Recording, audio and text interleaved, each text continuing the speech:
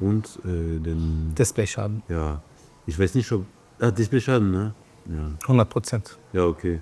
Kannst du das wechseln? Ja, wie letztes Mal. Wie letztes Mal? 30 Minuten, fertig. Okay, bis gleich. Alles klar. Ich bin der Jamal, 22 Jahre alt, komme ursprünglich aus Syrien. Bin jetzt mittlerweile seit 11 Jahren hier in Deutschland, in Dortmund, und bin quasi Dortmunder geworden. Ich studiere noch Business Management. Ich bin in dem 4. Semester und nebenbei habe ich noch hier mein Ladenlokal in der Dortmunder Innenstadt eröffnet und gegründet. Ich habe mir das Ganze immer angeguckt und habe einfach Spaß daran entwickelt, die Sachen zu reparieren. Ich muss das jetzt einmal aufmachen, ein neues Display einbauen und dann kann das gleich direkt an den Kunden übergeben werden. Es hat angefangen, als mein Opa damals bei Siemens studiert hat in Syrien und dort halt für die ganzen Telefonzentrale in Syrien zuständig war. Und es hat sich einfach so hochgearbeitet, dass mein Papa 2001 in Syrien einen Handyladen hatte und hier dann immer wieder versucht hat, hier was zu machen, zu arbeiten, trotz schwieriger Situation, dass man die Sprache nicht kann, die Leute nicht kann. Arbeitsfeld ist komplett anders als in Syrien. Und dann habe ich mich dazu entschieden, dass ich da perfekt werden will und selber meinen eigenen Laden hier aufmachen kann. Also mein Opa kannte schon die deutsche Sprache schon in Syrien, hat dort auch Deutsch gesprochen, mit allem drum und dran. Der Laden in Syrien hatte auch tatsächlich 3 Etagen, genau wie hier. Also wir haben hier Verkaufshalle, Keller und dann auch die erste Etage oben. Das sind quasi insgesamt so 3 Ebenen, was auch der Laden in Syrien hatte. Man findet schon einen Zusammenhang damit. Für meine Eltern war es wichtig, dass ich immer in der Nähe bin, weil sie sich immer Sorgen um mich gemacht haben.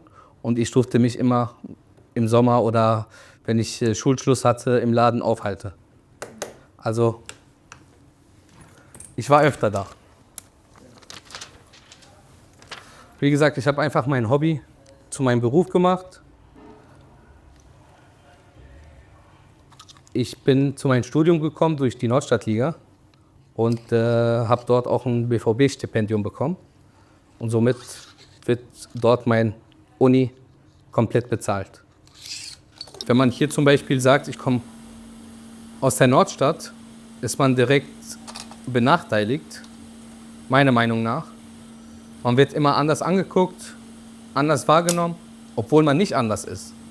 Oder wenn ich jetzt sage, ich komme aus Hombruch oder ich komme aus Hörde, da ist immer komplett anders, wie man angeguckt wird, wie man angesehen wird. Also für uns auch, die zum Beispiel aus Damaskus kommen, wenn da außerhalb von einer Mauer kommen, wir haben so eine Damaskusmauer, es ist die älteste Stadt der Welt übrigens, und da waren Damaskusmauer, die außerhalb der Mauer kommen, sind quasi keine richtige Damaskus-Leute, keine richtige Dortmunder dann quasi. Und deshalb ist da natürlich ein Riesenunterschied immer. So. Ja, also ich habe zum Beispiel in Hörde gewohnt und bin in die Nordstadt zur Schule gegangen. Und die Leute haben mich da trotzdem, ey, du kommst aus Hörde, was machst du hier in der Nordstadt? Oder die Nordstadtleute, ja, wir fahren nicht nach Hörde, wir gehören ja nicht dazu. Es ist immer halt, als wäre das so eine Parallelwelt. So, das sind die schon fertig. زين شو فكيت؟ 21 اس فكيت الهيئة تبعه.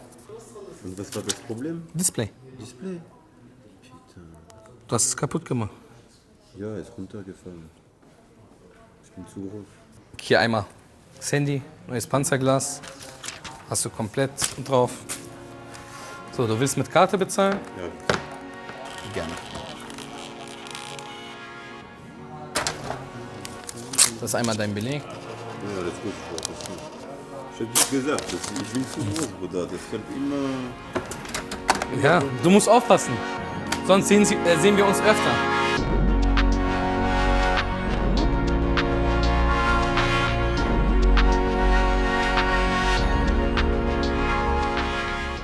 Also Geflüchtete bekommen meistens ihre Wohnungen oder wenn die umziehen von anderen Geflüchteten oder Leute mit Migrationshintergrund, weil die selber wissen, diese Leute brauchen die Wohnungen oder würden die halt bei einer Firma nicht bekommen oder bei einem Verein.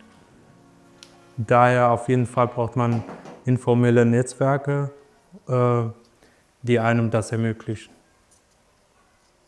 Also meistens braucht man eine Person, die Vollzeit arbeitet oder halt die für einen bürgen kann. Wie ist das Wort? Und das ist auch nicht leicht, weil als Geflüchteter kenne ich keine Deutschen oder bin nicht mit denen so befreundet, dass die das für mich machen würden. Wir sind nach Deutschland gekommen und sind in einem Heim gelandet. Und irgendwann haben die gemerkt, oh Scheiße, die sind minderjährig, die müssen in eine Jugendhilfe. Und dann waren wir in der Jugendhilfe Werner, also ich war in der Jugendhilfe Werner und irgendwann kam ich nach Lünen in die Wohngruppe und die haben uns betreut. Das waren die einzigen Personen, die sich um uns gekümmert haben, auch wenn es nicht viel war oder so, aber trotzdem waren die einzigen, die für uns da waren. Und deswegen wollte ich sowas machen wie die, aber halt ein bisschen anders. Ich habe mein Fachabi in dem Bereich Gesundheit und Soziales gemacht, weil ich sowieso vorhatte, Sozialarbeit zu studieren.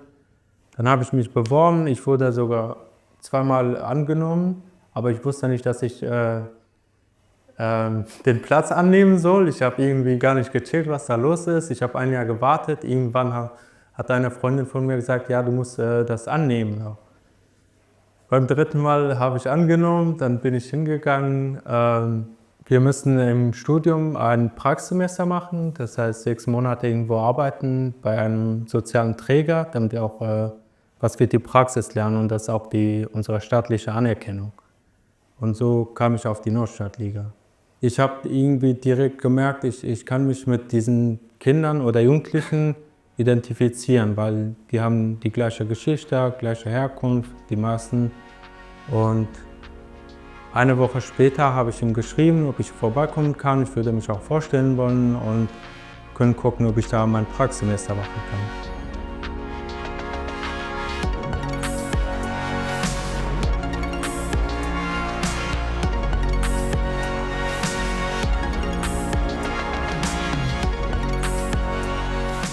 Also wir ermöglichen viele Sachen, damit die halt nicht auf die Schieferbank kommen. Es sind halt auch die meisten oder 99% der Kinder und Jugendlichen sind aus der Nordstadt und die sind entweder geflüchtet, entweder illegal in Deutschland oder sind schon lange hier und haben keine Möglichkeit, hier irgendwie wegzukommen. Wir versuchen den Werte, Normen, gesellschaftliche Regeln beizubringen, wie man sich verhält, wie man fair ist, zu sich selbst, zu anderen. Das versuchen wir durch Fußball zu ermöglichen. Das war was Neues. Also, als ich nach Deutschland kam, hatte ich diese Möglichkeit nicht. Ich hatte keine Freunde, auch keine ausländischen Freunde, keine deutschen Freunde. Und ich hätte mir sowas gewünscht, dass ich irgendwo hin kann mit vielen Leuten, zum Beispiel Fußball spielen, auch wenn ich kein Fußball spielen kann oder obwohl es gar nicht um Fußball geht, sondern um die Zugehörigkeit, dass man sich zu einer Familie oder zu einer Gruppe zugehörig fühlt. Und das sind auch nicht nur die Kinder, auch wir als Mitarbeiter, wir fühlen uns auch dazu gehörig, dass wir ein Teil von dieser Familie sind.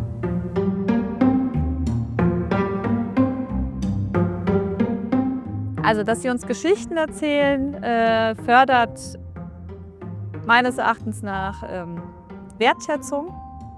Geschichten erzählen hat auch was mit Sichtbarmachung zu tun.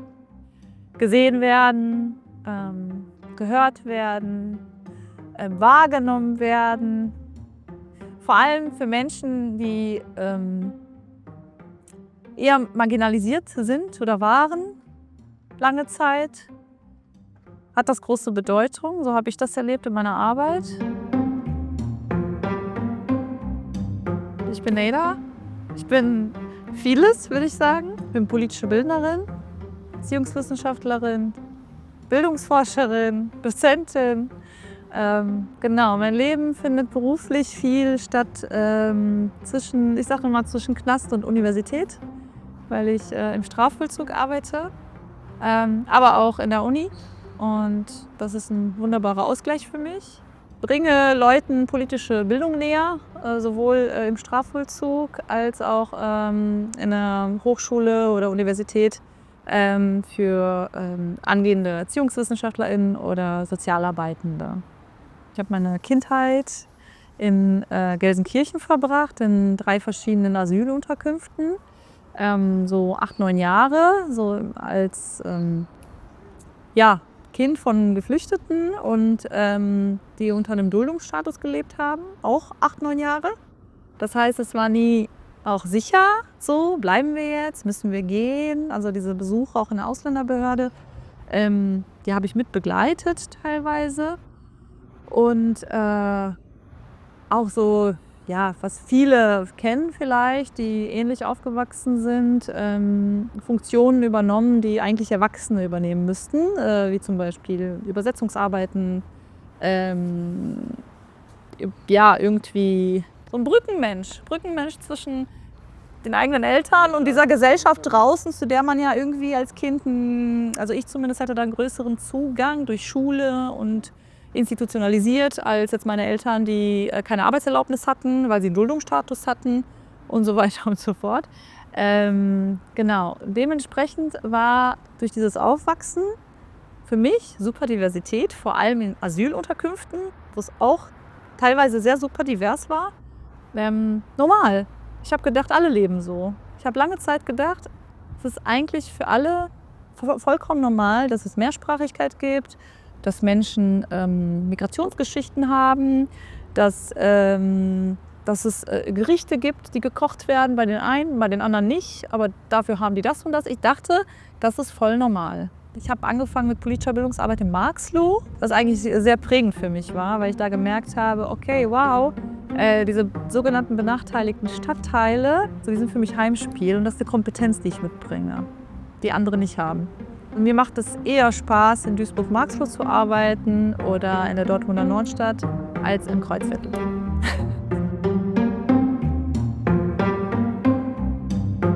Ich wurde 91 geboren, 8 Monate später ist der Bosnienkrieg ausgebrochen. Und in der Gegend, wo meine Eltern herkommen, Dolina Japre, das ist das Japratal. Japra ist der Fluss und Dolina heißt Tal, also das Japratal. Sehr idyllisch, also so wie man sich ein Japratal vorstellt. Grün, Fluss, Tiere, Bauernhöfe. Viele Menschen, viele Tausende, die verteilt auf verschiedenen Dörfern gelebt haben. Und dann war es so, dass all diese Menschen aus diesem Japratal vertrieben worden sind und in der nächsten Stadt, in Bosanski Novi, das ist so circa 20 Kilometer von den Dörfern entfernt, gibt es ein Fußballstadion und das war das allererste Konzentrationslager 1992 in Bosnien und Herzegowina, was errichtet worden ist für Männer. Das heißt, die Männer aus meiner Familie, nicht alle, mein Vater hat in Slowenien gearbeitet, das war Jugoslawien, Vielvölkerstaat.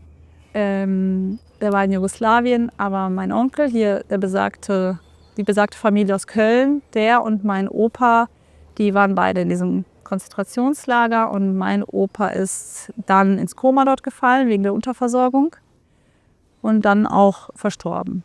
So. Und so dass als ein nahestehender Mensch oder nahestehendes Familienmitglied darüber hinaus noch viele weitere Männer, die entweder dort erschossen worden sind. Das sind so die Narrative. Ja. Und dann, das war 92, sind wir dann alle zu meinem Onkel nach Kroatien. Ja, ich habe einen Onkel, der dort lebt, schon vor dem Krieg dort gelebt hat. Dort waren wir dann, bis wir entschieden haben, weil dort war es nicht so brenzlig. Also Kroatien, klar, war auch beteiligt in dem Jugoslawien, aber andere Geschichte. Und dann ging es nach Deutschland, weil in Deutschland war schon eine bekannte Familie von uns in Gelsenkirchen. Und dann ist man einfach nach Gelsenkirchen, das ist übrigens ja auch das Prozedere häufig bei Menschen, die flüchten oder migrieren. Ich gehe dahin, wo welche von mir sind, weil ich dann einen Anker habe. Und so war das bei uns und deswegen sind wir nach Gelsenkirchen. Es ist ja total unterschiedlich, aus welchen Gründen ein Mensch sein Land verlässt. Ne? Also es ist was anderes, ob man freiwillig sein Land verlässt, weil da irgendwie ein besserer Job oder ökonomische Verhältnisse in Aussicht sind, oder ob man muss, unter Druck und Zwang, unter Vertreibung und sein letztes Hab und Gut vielleicht zusammenpackt und einfach es ums nackte Überleben geht, im wahrsten Sinne. Das fehlt mir dann häufig, diese Differenzierung in diesen Debatten. Auch wieder das Thema Sichtbarmachung von Geschichten, die das erklären können. Ohne das eine oder das andere zu negieren, sondern es sind einfach andere Beweggründe. Aber das Verbindende, glaube ich, bei allen Geschichten dennoch, ist dieser Verlust von Identität und dieses Dazwischensein.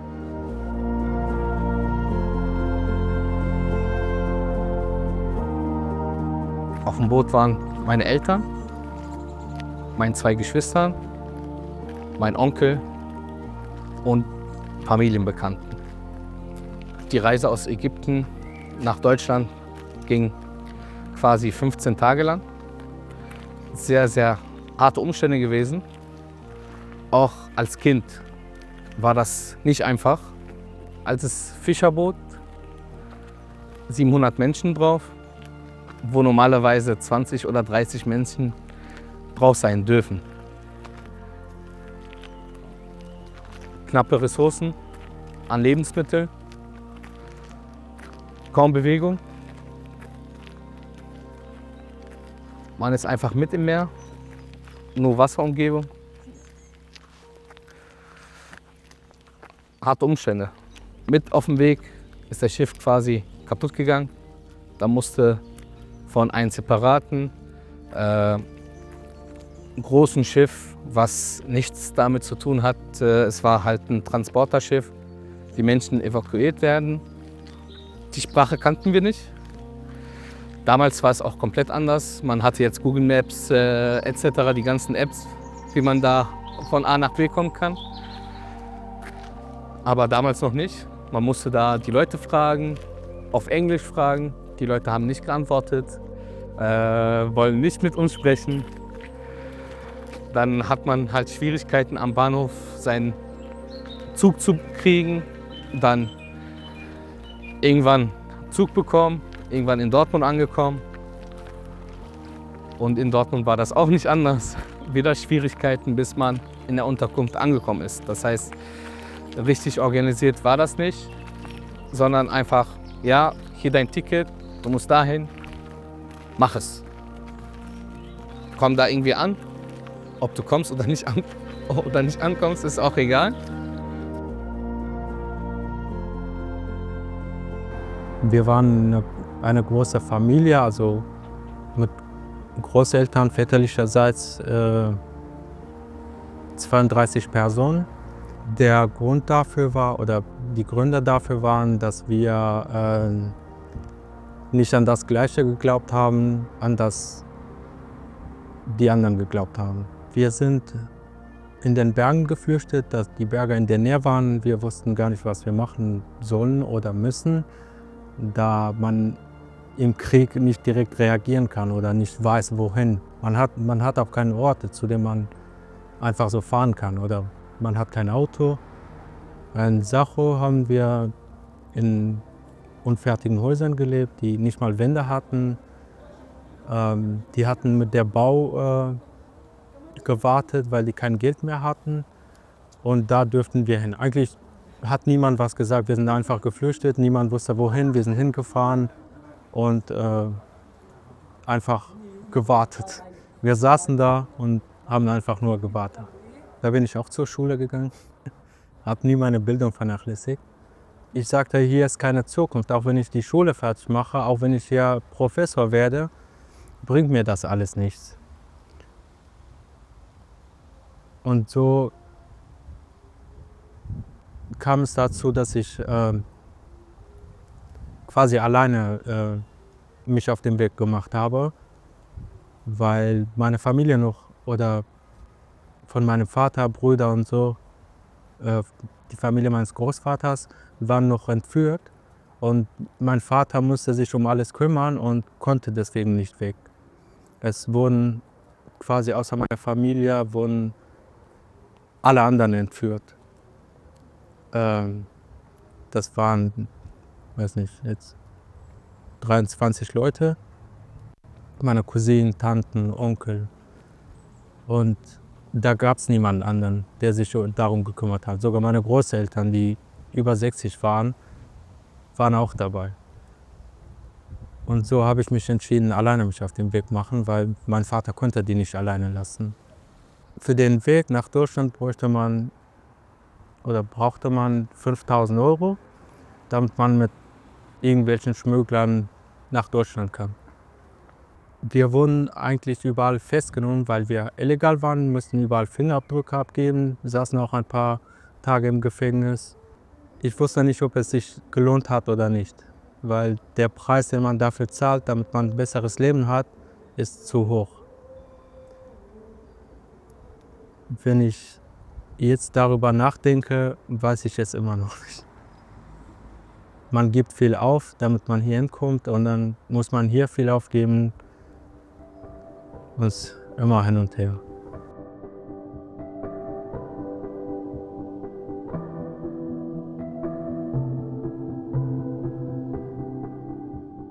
Was mir direkt aufgefallen ist, Geflüchtete brauchen die Sprache. Ohne Sprache kommen wir nicht weiter oder niemand würde weiterkommen.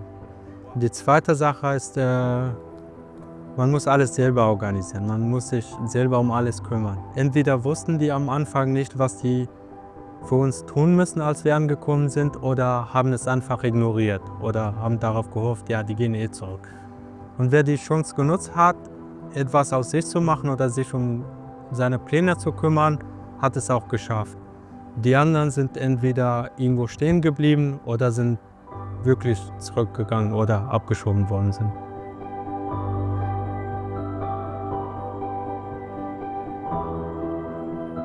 Auch wenn die Sprache am Anfang nicht leicht fiel, aber mit der Zeit hat sich das alles weiterentwickelt, dass ich einfach hier sage, ich bin quasi hier, ich kann nirgendwo anders hingehen, ich lebe hier. Und natürlich, man hat da Hilfe bekommen, hier Hilfe bekommen, die aber nicht immer komplett ausreichend ist. Man muss sich immer selber um die Sachen kümmern. Und das ist eigentlich ein bisschen schade für diejenigen, die kommen, die aus Kriegsgründen hier sind und quasi hier weiterleben müssen. Also ich könnte mir nicht vorstellen, wieder nach Syrien zu gehen oder dort zu leben. Ist für mich unvorstellbar. Ich kenne da keinen. Mit 9 oder 8 Jahren dort rausgegangen und hier aufgewachsen. Deshalb ist das komplett was anderes.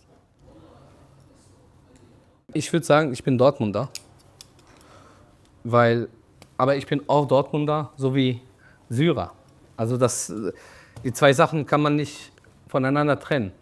Weil so sehr ich Dortmunder bin, werde ich immer noch benachteiligt und sage, nee, du bist nicht 100% Dortmunder. Ich finde das immer so witzig oder lustig, wenn Kunden reinkommen und mich auf Türkisch ansprechen. Oder Kunden, ja, ihr kommt ja aus Türkei. Ich sage, nein, ich bin kein Türke. So, dass das immer so global oder verallgemeinert direkt als, ja, du bist schon ein Ausländer. Auch wenn du die Staatsbürgerschaft hast, auch wenn du seit Jahrzehnten hier lebst. Du bist immer noch entweder als Türke, als Ausländer, als Araber, und das finde ich dann traurig. Man ist ein Dortmunder, wenn man hier lebt, hier zur Schule gegangen ist, hier sein Abi gemacht hat, hier quasi aufgewachsen ist. Ne? Die ganzen Freunde, Familie, Bekannte, die leben alle quasi hier. Und bin auch quasi jetzt hier mit meinem Ladenlokal auch wirtschaftlich für Dortmund aktiv. Deshalb, ich finde, ich bin schon ein Dortmunder. Ich war immer ehrenamtlich tätig in Dortmund in mehreren Bereichen, so wie im Gasthaus oder bei Train of Hope, AWO-Jugend, und habe immer ehrenamtliche Arbeiten mitgeleitet. Bin auch noch Schiedsrichter nebenbei. Das hat, glaube ich, alles was ausgemacht.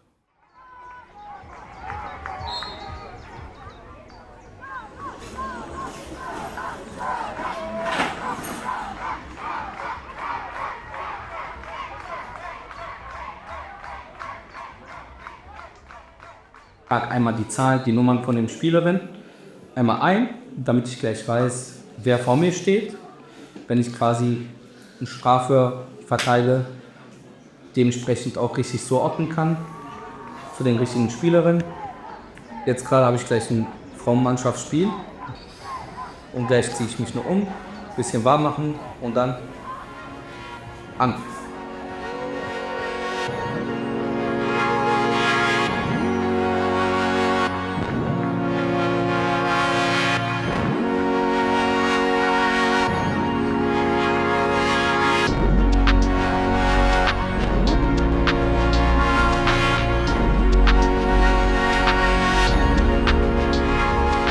Ich finde, auf dem Platz, das vereint uns alle.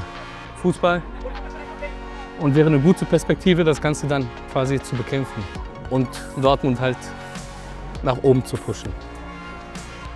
Mein Wunsch, dass die Stadt sich verbessert, im Positiven natürlich, dass die Zusammenleben in Dortmund halt nicht nur, ja, du kommst von der Nordstadt und du kommst von Hörde oder du kommst von Huckade oder Rahm, wo wir gerade hier sind, sondern dass man einfach sagt, ja, kommen alle aus Dortmund. Und dass man halt nicht so Klassifizierung hat in Dortmund.